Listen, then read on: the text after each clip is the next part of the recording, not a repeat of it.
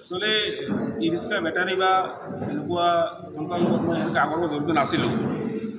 এতিয়া আমাৰ স্থানীয় যিখিনি অটোচালক আছে, মালিকন্তা আছে, সিহঁতে সকলোৱে আমাক ইনভাইট কৰিছে। ইনভাইট কৰি সকলোৱে সৰ্বসন্মতিক্ৰমে মানে সভাপতি বা আমাৰ কমিটিখন গঠন কৰিলে। তো সভাপতিৰ প্ৰস্তাৱটো যিহেতু মোক ৰাখিলে, গতিকে সিহঁতৰ ওপৰত ভিত্তি কৰি সিহঁতে ডিনাই কৰিব নোৱাৰোঁ। সেইকাৰণে মই সভাপতিখন হ'লোঁ। চাওক আগন্তুক কেনেকৈ কীভাৱে মানে কামবিলাক সুচাৰুৰূপে কৰা যায়। অফিচিয়েলি হওক, এতিয়া নন অফিচিয়েলি হওক, আমাৰ চালকৰ কিবা অসুবিধা হওক বা যদি আমাৰ কিবা মালিকৰ কিবা অসুবিধা হয়, পৰা আমি কমিটিখন বহি সিদ্ধান্তৰ মৰ্মে আমি সমাধান কৰিম। এইটো আমাৰ একচুৱেলি গোটেই গোৱালপাৰা জিলাৰে মানুহ আছে, জিলাৰে অটো চালকখিনি আছে। এতিয়া আমি জিলা হিচাপত আমি বৰ্তমানলৈ গঠিত কৰিছোঁ। এতিয়া কিছু সংখ্যক লক্ষীপুৰ ছাইডত আছে, ভগৱান ছাইডত আছে, কিছু আমাৰ বাকীয়া ছাইডত আছে। সিহঁতে মানে আহিব পৰা নাই আজি, নিশ্চয় কিছুদিন পিছত হয়তো সিহঁতো আহিব। আৰু আমি স্থায়ীভাৱে এটা অফিচ ৰুমো ল'ম, আমাৰ গোৱালপাৰাই হওক বা আদিয়াতে হওক বা কৃষ্ণাতে হওক, তো নহওক আমি সিদ্ধান্ত মৰ্মে এটা অফিচ ল'ম। লোৱাৰ পিছত বাকীখিনি যিখিনি প্ৰব্লেম আছে আমি সেইখিনি সমাধান কৰিম। বেটাৰী অটো ৰিক্সা যি নতুনকৈ ওলাইছে আমাৰ, এই বেটাৰী অটো ৰিক্সাৰ নতুন কমিটি বনোৱাৰ কাৰণে মই মোৰ বন্ধু হৰুফুল্লাহ আৰু মই আমাৰ ইকবাল হুছেইন ডাঙৰীয়াৰ পৰা আৰম্ভ কৰি আমাক অটো ৰিক্সা কমিটিৰ মালিকে আমাক মাতিছিল, যোৱা ৰবিবাৰো মাতিছিল। এখন কমিটি হ'ব লাগে, আমি সকলো একত্ৰিত হৈ আমি এখন ধুনীয়াকৈ কমিটি হৈ আমি চলিব লাগে। আমাৰ যি সমস্যা আছে আমি সকলোখিনি সমাধান কৰাৰ স্বাৰ্থত আমি এখন কমিটি বনাব লাগে।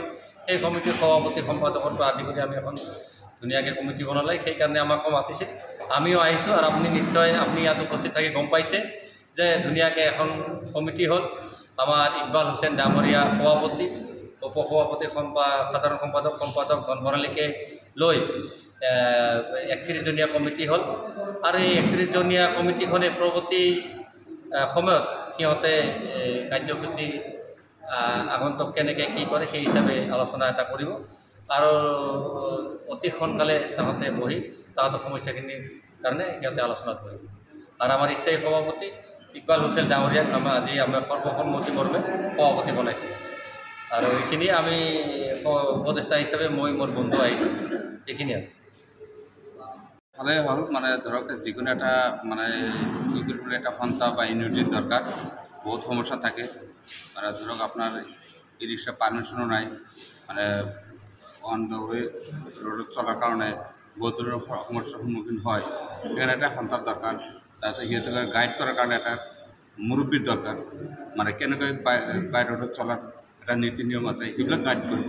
তাৰপিছত বহুত সমস্যা থাকে, পৰিয়ালৰ বা কিবা বেমাৰ আজাৰ হয়, সেইটোৰ কাৰণে এটা উপকৃত হ'ব। আৰু ধৰক কিছুমান কাজিয়া হৈ থাকে যে কৃষ্ণৰ গাড়ী কিয় গোৱালপাৰা আহিল, বা এইটো এটা সমস্যা হয়, লক্ষীপুৰৰ গাড়ী এইটো সময় নিদিম। এটা সন্থা থাকিলে মানে সেইবিলাক গাইড কৰাৰ কাৰণে সুবিধা হয়। আৰু বহুত ধৰণৰ সমস্যা থাকে, ধৰক ট্ৰাফিকৰ, ধৰক আপোনাৰ ন' পাৰ্কিঙৰ, ধৰক আপোনাৰ DTOৰ, এইবিলাক সমস্যাৰ মানে সময়ো নাই। সিহঁতে মানে কথা ক'বলৈ এটা মুৰব্বী বা এটা কমিটি গঠন কৰি দিয়া হয়। সেই কমিটিয়ে যাতে সিহঁতক গাইড কৰি থাকে আৰু সেই সমস্যাবিলাক সমাধান কৰাৰ এটা কৰিবলৈ আশাবাদী হৈছে কমিটি।